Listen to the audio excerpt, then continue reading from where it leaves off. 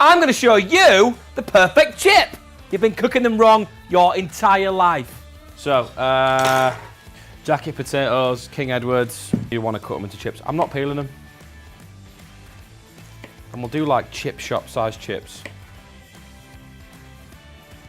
And then into what? I'll try and keep them all of a similar size. And we've got this really cool little fryer from our friends over at Lakeland.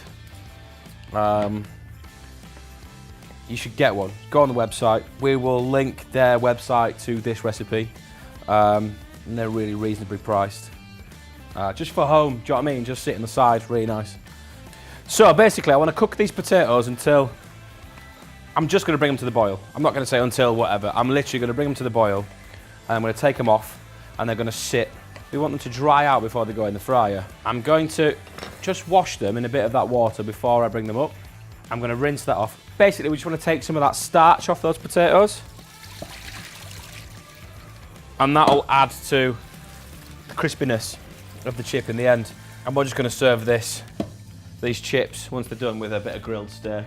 Just rump, nothing fancy. You see the water's becoming cloudy, that's the excess starch coming off them.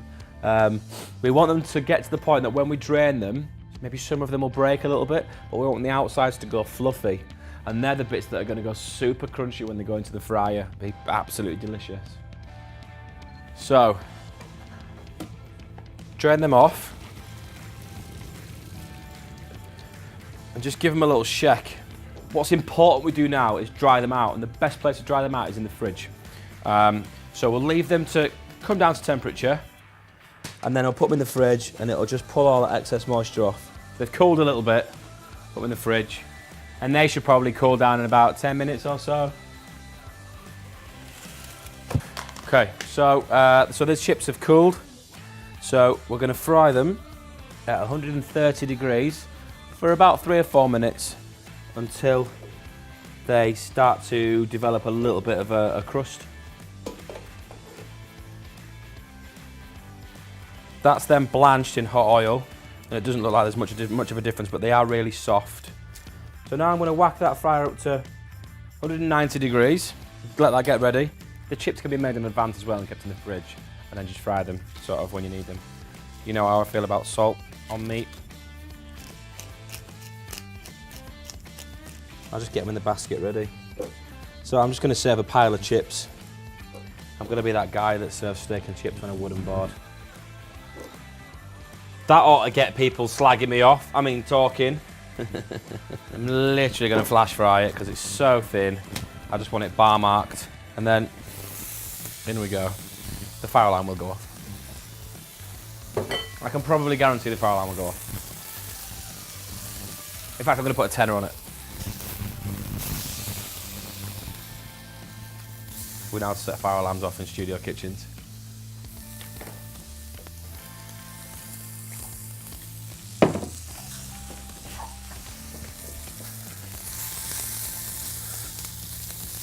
I am cooking the steak on no gas in a hot pan. Right, so after setting the fire alarm off, like an absolute lad, giving everybody 5 minutes. Steak's resting. Ideally you want to rest it for as long as you've cooked it, so about 3 or 4 minutes.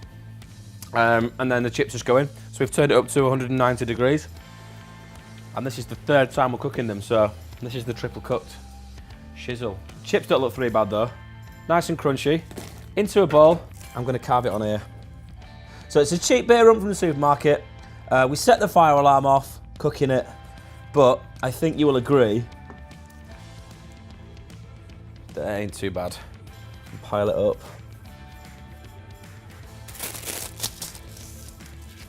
Chips.